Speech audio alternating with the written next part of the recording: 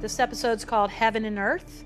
It's written by Luke Scalehouse, a very talented writer. Heaven and Earth refers to a line that Jamie tells Fergus. You would move heaven and earth. You would risk arrest and death. Even hell. Heaven and Earth, the title really should refer to that Ron Moore is in heaven to be shooting with ships because his company, Tall Ship Productions, you've been waiting a long time, of course, to do something on ships. And Luke, who wrote this episode, I was giving him a lot of credit. He did a lot of research and really sweated all the details, correct nautical terminology and the nomenclature and the way they did things on Royal Navy ships of the era. The HMS Porpoise, the British man-of-war, was fixed. So it was immovable. So we're always beholden to the sun. Wherever the sun goes, we have to adjust the cameras. The sun can be very unforgiving. The nice thing about the Porpoise, though, is that it was massive.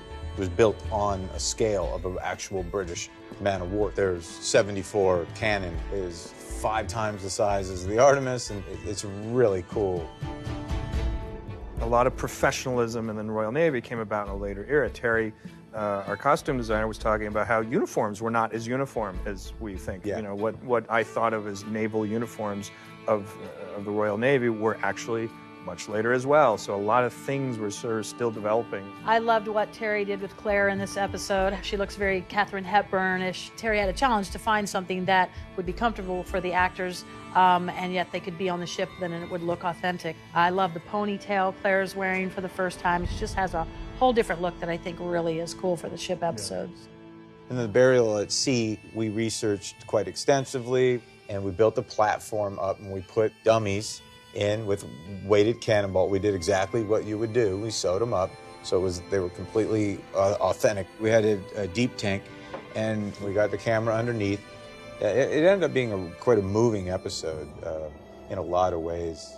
Elias, I think when he dies, I just dare you not to cry during that moment. Kat gives such a wonderful performance, as does the actor who played young Elias. The rabbit's foot, it goes right along with the theme that we're playing, that this is somehow tied to Brianna in a way. It could have been any talisman we chose, but we chose rabbit's foot because it kept the theme going of the rabbit from Culloden to the bunny in the crib. And you touch it through the season, and then when it'll finally pay off. But there's something nice when we plan it out like that and it comes to fruition.